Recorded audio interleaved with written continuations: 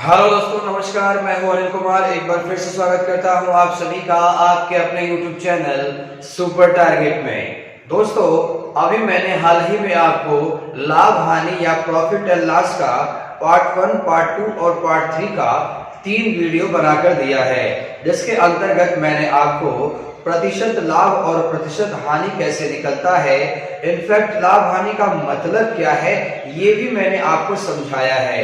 क्रय मूल्य और विक्रय मूल्य का मतलब क्या होता है, चुटकियों में क्रय मूल्य और विक्रय मूल्य किसी वस्तु का कैसे निकालेंगे आप, ये भी मैंने उन वीडियो के माध्यम से आपको बता दिया है। उम्मीद और आशा करता हूँ कि आपने उसे देखा होगा और सारी चीजें आपको समझ में आ गई होंगी। दोस्तों, अगर अभी तक आपने उस वीडियो को नहीं देखा है तो हमारे चैनल के प्लेलिस्ट में जाकर उन लाभ हानि के तीनों वीडियो को आप पहले देख लीजिए। उसी कड़ी में दोस्तों, आज मैं लाभ हानि का चौथा वीडियो, पार्ट 4 का वीडियो आपके लिए लेकर आ रहा हूं, जिसके अंतर्गत जितनी भी सवालें आएंगी उन सवालों को टॉपिक का नाम रखा गया दोस्तों, जब कोई वस्तु कम या अधिक में बेची जाए। जब कोई वस्तु कम या अधिक में बेची जाए, कहने का मतलब ये हुआ कि आज के हर सवाल में कोई बंदा अपनी एक वस्तु को इतने प्रतिशत लाभ या इतने प्रतिशत हानि पर कहीं बेच देगा, ठीक है। लेकिन बेचने के बाद उसको पछतावा होगा कि यार वहां ना बेच के वहां अगर बेच दिया होता तो मुझे इतना ना मिल के इतना मिल गया होता है ना। कभी कभी आपके साथ भी होता होगा कि जब आप कोई वस्तु किसी को बेच देते होंगे तो पछतावा होता होगा, यार कि वहां तो मुझे 10% ही फायदा हुआ, वो सामने वाला मुझसे मांग रहा था, मैं उसको बेच दिया होता, वो मुझे 20% फायदा देने के लिए तैयार था। तो इस तरह से प्रश्न में बातें होंगी कि इतने परसेंट लाभ पर ना बेचकर इतने परसेंट पर लाभ पर बेच दिया जाए तो इतने रुपए ज्यादा मिल जाए या इतने रुपए कम मिल जाए, तो बताइए वस्तु की कीमत क्या थी। जी हाँ साथियों, आज के हर प्रश्न में आपसे पूछा जाएगा वस्तु का कीमत क्या है, वस्तु का क्रय मूल्य क्या है, वस्तु खरीदा कितने गया था, वस्तु का लागत मूल्य क्या है, ये सारी चीजें आपसे आज पूछी जाएंगी। तो बहुत ही इंटरेस्टिंग टॉपिक हो सकता है दोस्तों आपके लिए, तो इसके लिए प्लीज वीडियो के साथ अंत तक बने रहिएगा। मात्र 5 प्रश्नों के माध्यम से ही मैं आज का टॉपिक आपको अच्छे से समझा दूंगा और आपको सारा डाउट दूर भी हो जाएगा और चीजें समझ में भी आ जाएंगी। दोस्तों, अगर आप हमारे चैनल पर नए हैं, वीडियो को पहली बार देख रहे हैं, तो वीडियो को लाइक करके चैनल को सब्सक्राइब भी कर दीजिए, ताकि ऐसे ही हमारी रोचक वीडियो का नोटिफिकेशन आपको समय पर मिलता रहे। आइए दोस्तों, देर न करते हुए शुरू किया जाए। पहला सवाल स्क्रीन पर आ चुका है दोस्तों। प्रश्न लिखा है, एक बार आप पढ़ सकते हैं। एक व्यक्ति अपना सामान 10% लाभ पर बेचता है। यदि वह 15% लाभ पर बेचता तो उसे 200 रुपए अधिक मिलते। सामान का क्रय मूल्य ज्ञात कीजिए। जी हाँ दोस्तों, प्रश्न में आपसे पूछा गया है कि अगर कोई व्यक्ति अपने वस्तु को 10% लाभ पर बेचता है, अगर 10% लाभ पर न बेचकर उसे 15% के लाभ पर बेचता तो उसे 200 रुपए अधिक मिलते। तो बताइए वस्तु का क्रय मूल्य क्या था, वस्तु खरीदा कितने गया था। इस तरह के सवालों को बहुत ही आसानी से आप लगा सकते हैं, जैसा कि टॉपिक का नाम भी आप पढ़ पा रहे होंगे, जब कोई वस्तु कम या अधिक में बेची जाए। तो बिल्कुल इस प्रश्न में भी वही बात हो रहा है कि अगर कोई वस्तु को 10% के लाभ पर बेचा गया, ठीक है, यदि वस्तु 15% के लाभ पर बेचा जाता 200 रुपए अधिक मिलते। तो बिल्कुल सही भी कह रहा है ना। जरा आप भी सोचिए, आप कोई वस्तु बेच रहे हैं किसी को तो 10% का लाभ हो रहा है, क्योंकि बेचते समय इंसान चाहता है कि हमेशा उसे लाभ हो। तो जब उसने बेचा 10% का लाभ हुआ, लेकिन बाद में सोच रहा है कि अरे यार अगर वहां न बेच के वहां बेच दिया होता तो 15% का लाभ मिल गया होता। 15% का लाभ का मतलब समझे, वहां 10% का लाभ मिल रहा है, वहां 15% का लाभ मिल रहा है, तो वहां पैसा ज्यादा ना मिलेगा उसको, तो कितना मिलेगा, 200 रुपया ज्यादा मिलेगा। तो बताइए सामान का क्रय मूल्य कितना था। तो अगर आप इसको शॉर्टकट लगाना चाहते हैं तो जरा कॉमन सेंस लगाइए कि 10% के लाभ पर जब बेचेगा तो कितने परसेंट का बेचेगा, 110% का बेचेगा, क्योंकि बेचते समय उसे वस्तु का ओरिजिनल दाम तो चाहिए सामने वाले पार्टी से, और प्लस जो एक्स्ट्रा फायदा है वो भी चाहिए। यानी 100% अगर ओरिजिनल दाम मान लें हम, तो 100% तो चाहिए उसको, 10% एक्स्ट्रा चाहिए, यानी सामने वाले पार्टी से कितना लेगा वो, 110% लेगा, ठीक है। यानी सामान कितने का बेचा, वो 110% का बेचा। कह रहा है यदि वह 15% के लाभ पर बेचता। अब जरा सोचिए अगर 15% के लाभ पर बेचेगा तो कितने परसेंट का बेचेगा? 115% का बेचेगा। जहां 10% के लाभ पर बेच रहा था वहां उसे पैसा मिलेगा, फायदा भी होगा, और जहां 15% के लाभ पर बेचेगा वहां भी पैसा मिलेगा उसे, लेकिन यहाँ पैसा ज्यादा मिलेगा, इसके मुकाबले पैसा यहाँ ज्यादा मिलेगा। कितना ज्यादा मिलेगा? 200 रुपया अधिक मिलेगा। 200 रुपया अधिक मिलना का मतलब समझे यार, 200 रुपया अधिक मिलना का मतलब 200 रुपया नहीं मिलना, 200 रुपया पिछले वाले रेट से ज्यादा मिलना। यानी यहाँ अगर मिल रहा था कुछ तो यहाँ 200 रुपया ज्यादा मिलेगा। यानी इन दोनों के रेट में 200 रुपए का डिफरेंस है। तो इन दोनों के परसेंटेज में कितने का डिफरेंस आ रहा है? 115%, 110% के बीच में 5% का डिफरेंस आ रहा है। तो परसेंटेज में 5% और रुपया में 200 रुपया। यानी कि 5% में अगर 200 रुपया है तो 1% में कितना होगा? 200 बटा 5। आपसे पूछा है सामान का क्रय मूल्य बताइए। सामान तो 100% का, भाई सामान मेरा 100% का था, तभी तो 10% के फायदा बेचा तो बिका 110% का। अब 15% के फायदा बेचूंगा तो बिका 115% का। तो सामान मेरा 100% का था, तो 1% में अगर 200 बटा 5 हो रहा है तो 100 में कितना होगा? गुणे 100 करें, 5 से काट दीजिए, 5 चौका 20, ये 40 हो गया, 40 का 100 में गुणा कर दीजिए। सामान का ओरिजिनल दाम कितना था? 4000 रुपया था। ध्यान दीजिएगा, वस्तु का ओरिजिनल दाम कितना था? 4000 रुपया। आप एक बार चेक कर लीजिए। कह रहा था 10% के लाभ पर बेचूं तो 110% का बेचेगा, 15% के लाभ पर बेचूं तो 115% का बेचेगा। फिर मैंने घटाया क्या इसको? वो घटाने के लिए कहा भी नहीं था, वो सवाल क्या कहा था वो आपको समझना है। प्रश्न में कहा था यहाँ अगर बेचता हूं तो यहाँ न बेचकर अगर यहाँ बेचूंगा तो 200 रुपया ज्यादा मिलेगा। यानी इन दोनों के परसेंटेज में, इन दोनों के रेट में 200 रुपए का फर्क था, 200 रुपए का अंतर था। तो परसेंटेज में 5% का अंतराल हो गया और रेट में 200 रुपए का अंतराल हो गया। तो 1% की वैल्यू 200 बटा 5 पूरे 100 कर देंगे, आ जाएगा 4000 रुपए। एक बार ध्यान से देख लीजिए। आप चाहें तो उत्तर की जांच भी कर सकते हैं। उत्तर की जांच करना है तो आपको कैसे पता है ना 4000 क्या आया है? 4000 आया है वस्तु का क्रय मूल्य। क्रय मूल्य मतलब ओरिजिनल दाम आया है। अगर आपको उत्तर की जांच करनी है तो आपके पास एक वस्तु था जिसका दाम था 4000 रुपया। अब आप इसको बेच रहे हैं, कितने परसेंट के फायदे पर बेच रहे हैं? 10% के फायदे पर बेच रहे हैं। तो अगर 10% के फायदे पर बेचेंगे तो ओरिजिनल दाम 4000 का 110% निकाल लीजिए। ये देखिए 0 कट गया, ये भी 0 कट गया, 11 चौक कितना आ गया? 44। यानी 4400 रुपए का आपने बेचा। ये क्या आ गया? ये आ गया विक्रय मूल्य। ठीक है, लेकिन बेचने के बाद आपने सोचा कि अरे यार अगर 15% के लाभ पर बेचा होता तो कुछ पैसे ज्यादा मिल गए होते। तो चलिए 15% के लाभ पर बेचकर चेक करिए। 4000 रुपया वस्तु का दाम है, 15% के लाभ पर बेचेंगे तो सामने वाले पार्टी से 115% आपने। अब देखिए डबल 0 कैंसिल हो गया, 4 से गुणा करेंगे, 4 15 चौका 60, यहाँ 4600 आ गया। 4600 रुपये, ये क्या आ गया? विक्रय। तो जरा सोचिए कि जब अपने वस्तु को आप 10% के फायदे पर बेच रहे थे तो 4400 रुपया आपको मिल रहा था। अब अगर वही वस्तु को अगर 15% के लाभ पर बेच रहे हो 4600 मिल रहा है, तो 4400 के बजाय अगर 4600 मिल रहा है तो इसका मतलब 200 रुपया ही ना अधिक मिल रहा है आपको। ये नहीं लिखा है 200 रुपया अधिक मिला, समझ में आई बात? यानी वस्तु कितने का था? 4000 रुपए का था।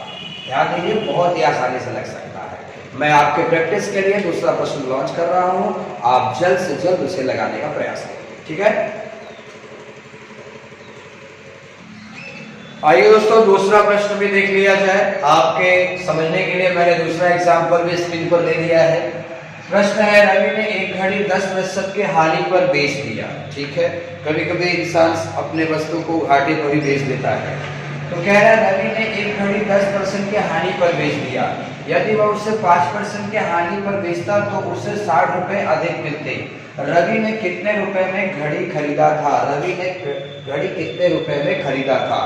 यानी ओरिजिनल दाम पूछ रहा है। जैसा कि वीडियो के शुरू में कह दिया था मैंने आपको कि आज के हर प्रश्न में आपसे वस्तु का कीमत पूछा जाएगा, ओरिजिनल दाम पूछा जाएगा। ठीक है, तो जरा सोचिए अगर वो घड़ी 100% का लाया होगा, ओरिजिनल दाम जिसे आप क्रय मूल्य कहते हैं, जिसे आप ओरिजिनल दाम कहते हैं, अगर वो 100 रुपए का रहा होगा तो वो क्या कर रहा है, 10% की हानि पर बेच रहा है। यानी पार्टी से उसे 90% ही मिलेगा, पैसे मिलेंगे उसे लेकिन कम मिलेंगे, 90% मिलेंगे। ठीक है, अब वो सोच रहा है कि अरे यार यहाँ तो 90% ही बिक रहा है, दूसरा पार्टी 5% की हानि पर ले रहा है, यानी वो पार्टी इनको 95% देगा। तो जहां 90% पर वो बेचेंगे वहां तो पैसा मिलेगा ही इनको, लेकिन 95% बेचेंगे अगर तो इनके मुकाबले तो पैसा बेसी मिलेगा। देखो घाटा दोनों का हो रहा है, मैं ये नहीं कह रहा हूं क्या फायदा हो गया, नुकसान दोनों स्थान पर हो रहा है, लेकिन यहाँ की अपेक्षा यहाँ पर कम नुकसान हुआ ना, यानी यहाँ पर पैसे ज्यादा मिले उसको। तो परसेंटेज के हिसाब से अगर देखा जाए तो 5% ज्यादा मिल रहा है उसको, और रुपए में कितने ज्यादा मिल रहे हैं, 60 रुपए ज्यादा मिल रहे हैं। तो 5% में अगर 60 रुपए मिलेंगे तो 1% में 60/5 होंगे। पक्का पूछ रहा है क्रय मूल्य बताओ कितना खरीदा था, तो 100% खरीदा था, गुणे 100 कर दीजिए। अब इसको काट दीजिए, 5 से अगर काटेंगे तो 12 पंजे 60 होता होगा, 12 का 100 में गुणा कर दीजिए। यानी रवि ने जो घड़ी खरीदा था वो कितने खरीदा था, 1200 रुपए का खरीदा था। अब आप चाहे तो उत्तर की जांच भी कर सकते हैं, 1200 रुपए का घड़ी था, 1200 रुपए का घड़ी था, उसको 10% की हानि पर बेचेंगे तो कितने का बिकेगा। तुरंत हम क्या लिखेंगे, 1200 रुपया ओरिजिनल दाम हो गया, 10% की हानि पर बेचना है तो 90/100 हो गया। इसको काट देंगे तो 12 9 108 आ जाएगा, यानी 1080 रुपए का बेचा। अब जरा सोचिए 1200 का घड़ी खरीद कर 1080 में बेचेंगे तो नुकसान आता है। तो फिर कह रहा है नहीं नहीं यार, मैं सोच रहा हूँ कि उस पार्टी को बेच दूं जहां 5% नुकसान हो रहा है। तो 1200 रुपए का घड़ी था, वहां 95/100 का बेचेंगे तो कितने का बेचेंगे। देखिए डबल जीरो ऐसे कैंसिल हो जाएगा, 12 का पाड़ा पढ़ लीजिए, 12 पंजे 60 होता है, 6 आपने हाथ में रख लिया, 12 9 108 होता है। अब 108 और 6 जोड़ लीजिए, कितना आ जाएगा, 114। अब जरा सोचिए कि जहां 1080 मिल रहा है वहां 1140 मिल रहा है, तो कितना ज्यादा मिला, घटाएंगे तो आपको पता चल जाएगा कि 60 रुपया अधिक मिल रहा है उसको, 60 रुपया अधिक मिल रहा है। क्लियर, वही तो कॉन्सेप्ट था, वही तो प्रश्न था कि 10% की हानि पर न बेचकर 5% की हानि पर बेचूंगा तो 60 रुपया अधिक मिले। तो मैंने प्रूफ भी करके दिखा दिया। ये देखिए आप खुद से करेंगे तो आपको बेटर समझ में आ जाएगा। सवाल में बस इतना पूछा था कि क्रय मूल्य कितना होगा, ओरिजिनल दाम कितना था, घड़ी खरीदा कितने का था, तो वो आ चुका है, घड़ी 1200 का। ठीक है, कल को आपसे परीक्षा में घुमा के भी तो पूछ सकता था कि बताइए अगर वो अपने घड़ी को 10% की हानि पर बेचा होता तो कितने रुपए का बेचा होता। तो उसके लिए भी आपको घड़ी का ओरिजिनल दाम पता होना चाहिए। तो ओरिजिनल दाम 1200 रुपये आ जाएगा, 10% के हानि पर बेचेगा तो 90/100 यानी कितने का बेचेगा, 1080 का बेचेगा। अभी तो फिलहाल में पूछा था कितने रुपए में खरीदा था, तो आंसर आ गया 1200 रुपया। यही आपका आंसर है, ये क्रय मूल्य है, ध्यान दीजिएगा, ये क्रय मूल्य है। ठीक है, दूसरा प्रश्न भी दे रहा हूं मैं आपको, और उसे आप प्रयास करें कि लगाने का। ठीक है, तब आप इसे देख लीजिए, स्क्रीनशॉट लेना है तो स्क्रीनशॉट भी आप इसका ले सकते हैं। ठीक है, आइए तीसरा प्रश्न भी आ चुका है, एक बार प्रश्न को आप पढ़ लीजिए अच्छे से। एक व्यक्ति ने अपना फर्नीचर 15% के लाभ पर बेचा, यदि वह 10% हानि पर बेचता तो उसे 500 रुपए कम मिलते। बिल्कुल कम मिलेंगे भाई, अगर आप अपने वस्तु को 15% के लाभ पर बेच रहे तब तो वहां आपको फायदा है, लेकिन आप उस लाभ पर न बेचकर 10% के सीधे नुकसान पर बेचेंगे तो पैसे तो कम मिलेंगे यार। फर्नीचर का क्रय मूल्य बताइए, ओरिजिनल दाम कितना था। तो फिर से वही आप कहेंगे कि ओरिजिनल दाम 100% था, इसे आपने क्रय मूल्य बोल दिया है। अब इस 100% के दाम वाला वस्तु को 15% के लाभ पर बेचेंगे तो 115% आ जाएगा। ठीक है, लेकिन पता नहीं कि आपके दिमाग में आया कि आपने 115% पे न बेचकर 10% के हानि पर बेच दिया, यानी 90% का बेच दिया। तो जरा सोचिए यहाँ के मुकाबले यहाँ पैसे कम मिलेंगे, तो 115% जहाँ मिलना है वहां 90% मिल रहे हैं, यानी कितने कम मिल रहे हैं आपको घटा के चेक कर लीजिए। 115 और 90 जब घटाएंगे तो 25% आपको कम मिलेंगे। तो 25% परसेंटेज में कम मिलेंगे, तो रुपए में कितने कम मिलेंगे? 500 रुपए कम मिलेंगे। ठीक है, 500 रुपए कम। तो 25% में अगर 500 रुपया, तो 1% में कितना होगा? 500 बटा 25। तो आपसे क्या पूछना है? आपसे पूछना है कि 100% यानी फर्नीचर का क्रय मूल्य बताइए। 1% में 500 बटा 25, तो गुणे 100 कर दीजिए। ऐसा रट मत कीजिएगा कि हमेशा गुणे 100 करना है। गुणे 100 कब करना होगा? जब आपसे क्रय मूल्य पूछेगा। भाई सीधी सी बात, जिसका पूछेगा उसके परसेंटेज से उड़ा करो। अगर आपसे पूछ रहा है कि वस्तु का ओरिजिनल दाम बताइए, तो ओरिजिनल दाम 100%। अगर पूछता कि 15% के लाभ पर कितने का बेचा, तो आप जहां 100 लिखे वहां 115 लिखे। ठीक है। अगर आपसे पूछता कि 10% के हानि पर कितने का बिका, तो जहां 100 लिखा वहां 90 लिखे। ध्यान रखिएगा। 25 से काटेंगे तो 25 दूना 50 यानी कि 20 बार में कट गया। 20 का 100 में गुणा कर देंगे, 200 रुपया आपका आंसर आ गया। ठीक है। बाकी आप चाहें तो चेक करने के लिए अलग अलग से रेट भी निकाल सकते हैं। अगला प्रश्न आ रहा, तब तक आप इसे ध्यान से देख लीजिए। आइए, चौथा प्रश्न भी स्क्रीन पर आ चुका है। एक बार चौथे प्रश्न को भी आप देख लीजिए। प्रश्न लिखा है कि एक वस्तु 10% के हानि के जगह मतलब 10% के हानि के बजाय 20% के लाभ पर बेचा जाता, तो 3000 रुपए अधिक मिलते। वस्तु का क्रय मूल्य ज्ञात कीजिए। बिल्कुल दोस्तों, 3000 रुपए अधिक मिलेंगे। क्यों अधिक मिलेंगे? क्योंकि अगर मैं किसी वस्तु को बेच रहा हूं, नुकसान पर बेच रहा हूं, 10% के नुकसान बेच रहा हूं, अब मैं 10% के नुकसान पर नहीं बेचूंगा, 20% के लाभ पर बेचूंगा, तो जाहिर सी बात है पैसे ज्यादा मिलेंगे मुझे। तो बताइए वस्तु का क्रय मूल्य क्या था? तो फिर से वही बात, आप कहेंगे वस्तु का क्रय मूल्य 100% था। ओरिजिनल दाम क्या था? 100% था। अब इस 100% वाले वस्तु को 10% के हानि पर बेचेंगे तो बिकेगा कितने का? 90% का बिकेगा। ठीक है। देखिए, हानि का मतलब 100 में घटा के और लाभ का मतलब 100 में बढ़ा के। ये चीजें मैंने पार्ट 1 के वीडियो में बताया था आपको। अगर आपने उस वीडियो को नहीं देखा है तो अभी भी जाकर देख सकते हैं आप कि लाभ हानि का वास्तव में मतलब क्या होता है, लाभ हानि वास्तव में निकलता कैसे है। तो आपका कॉन्सेप्ट बिल्कुल क्लियर हो जाएगा। अगर आप डायरेक्ट पार्ट 3 का वीडियो, डायरेक्ट आप पार्ट 4 का वीडियो देख रहे हैं तो फिर बेसिक पहले सीखना जरूरी है दोस्तों। ठीक है। आइए, तो 10% के हानि पर न बेचकर 20% के लाभ पर बेचा, यानी कि 120% का बेचा। लाभ बोलेगा तो 100 बढ़ा के लिखना है। तो जहां 90% का बेच रहे थे वहां 120% का बेचेंगे, तो इसके मुकाबले यहाँ पर पैसे ज्यादा मिलेंगे। तो परसेंटेज में कितने ज्यादा मिलेंगे? 30% ज्यादा मिलेंगे। रुपए में कितने ज्यादा मिलेंगे? 3000 रुपए ज्यादा मिलेंगे। यानी अगर 30% में 3000 रुपया है तो 1% में 3000 बटे 30 होगा। तो पूछ रहा है, जो पूछेगा उसका गुणा कर देंगे परसेंटेज का। क्रय मूल्य ज्ञात कीजिए, यानी गुणे 100 कर दीजिए। 30 काट देगा इसको एक बार में, डबल 0 उड़ जाएगा। 100 का 100 में गुणा कर देंगे तो आपका आंसर आ जाएगा 10,000 रुपया। यानी कि वस्तु खरीदा कितने गया था साथियों? 10,000 रुपए का खरीदा गया था।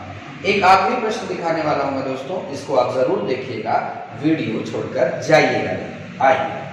आइए दोस्तों, आज का अंतिम प्रश्न देख लिया जाए। सीखने का आपको अंतिम मौका मिल रहा है, लेकिन प्लीज इस अंतिम मौके को न गवाएं और लाभ हानि का चौथा मॉडल का प्रत्येक सवाल सीख जाएं। आइए दोस्तों, एक वस्तु 25% के हानि के जगह 20% के लाभ पर बेचा जाता है। बिल्कुल बात एकदम क्लियर है कि अगर 25% के हानि पर। आइए दोस्तों, आज का अंतिम प्रश्न देख लिया जाए। प्रश्न लिखा है, एक वस्तु 25% हानि के जगह 20% के लाभ पर बेचा जाता तो 4500 रुपया अधिक मिलता। बिल्कुल अधिक मिलेगा। आप 25% के नुकसान पर कोई वस्तु बेच रहे हैं, अब आपने दिमाग वहां से हटा लिया कि 25% के हानि पर मुझे नहीं बेचना, मुझे 20% के लाभ पर बेचना है, तो पक्का पैसे ज्यादा मिलेंगे आपको। कितने मिलेंगे? 4500 रुपये अधिक मिलेंगे। तो 20% के लाभ पर वस्तु का विक्रय मूल्य कितना होगा। भाई विक्रय मूल्य पूछ रहा है, बेचने का दाम पूछ रहा है, तो पहले खरीद के तो लाइए, यानी पता तो करिए कि जेब से कितना लगा, तब ना पता करेंगे बेचने वाला दाम कितना होगा। आइए, क्योंकि बेचने वाले दाम में दोस्तों दो चीज होता है, आपने गौर किया होगा तो किया होगा, पहले पार्ट के वीडियो में मैंने बताया था आपको कि बेचने वाले दाम में दो चीजें होती है, एक तो ओरिजिनल दाम जितने का लाते हैं आप, और दूसरा आपका लाभ हानि। जब दोनों मिलता है तब ना बेचने का दाम होता है। तो भाई लाभ हानि तो मुझे पता है कि 20% के लाभ पर बेचना है, लेकिन ओरिजिनल दाम कहाँ है, कितने खरीदे थे आप, पता है आपको नहीं ना, तो पहले खरीद दाम निकालिए। तो 100% का आपने खरीदा, ये क्रय मूल्य हो गया, ठीक है, ये आपका क्रय मूल्य हो गया। अब आप 25% के हानि पर बेचेंगे तो 75% का वो बिकेगा, लेकिन आप कह रहे हैं कि नहीं 75% पर न बेचकर मैं 20% के लाभ पर बेचूंगा, यानी आप 120% पर बेचना चाहते हैं, तो यहाँ पैसे ज्यादा मिलेंगे। तो 75% से डायरेक्ट अब पैसा 120% आना चालू हो जाएगा। तो कितना ज्यादा आ रहा है, तो घटा के चेक कर लीजिए, घटाएंगे तो आएगा 45% ज्यादा आ रहा है। तो परसेंटेज में 45% ज्यादा आ रहा है, और रुपए में कितना ज्यादा आ रहा है, 4500 रुपए अधिक आ रहा है, यानी कि 45% में 4500 रुपए, तो 1% में कितना होगा, 4500 बटा 45, ठीक है। अब गुणे कर लीजिए, अब गुणे क्या करूं, गुणे 100 करूं कि 75 करूं कि 120 करूं, बाबू जो पूछ रहे हैं वो कर लो, ठीक है। आपसे मैं पूछ रहा है 20% के लाभ पर वस्तु का विक्रय मूल्य बताओ, यानी अगर डायरेक्ट यही 120 कर देंगे तब आंसर आ जाएगा। लेकिन अगर आप पता करना चाहते हैं कि वास्तव में वस्तु थी कितने की, ओरिजिनल दाम कितना था, तो आप ओरिजिनल दाम का परसेंटेज यानी 100% लिखेंगे, ठीक है। ये 45 काट देगा इसको 100 बार में, 100 का 100 में गुणा कर देंगे 10,000 रुपए आ जाएंगे। तो जो 10,000 आया ना, ये वस्तु का क्या आया है जानते हैं, ये वस्तु का क्रय मूल्य आया है, ओरिजिनल दाम आया है। तो ये तो पूछा नहीं था, आपसे कह रहा है 20% के लाभ पर वस्तु का विक्रय मूल्य बताओ, तो पहले वस्तु खरीदिए, खरीद लिया, कितने का खरीदा भाई, 10,000 रुपए का खरीदा। तो 10,000 रुपए की वस्तु को 20% के लाभ पर बेचेंगे तो सामने से आपको 120% मिलेगा ना, 1010 कैंसिल हो गया, 12 का 1000 में गुणा कर देंगे, 12,000 रुपए आपको मिलेंगे, यानी कि 20% के लाभ पर वस्तु का विक्रय मूल्य क्या होगा, 12,000 रुपए होगा। अगर आप यहीं पर 120 लिख दिए होते हैं तब भी आपका आंसर आ जाता, मैं करके दिखा देता हूं आपको, ध्यान। आपका कितना था, 4500 बटा 45 था, ठीक है।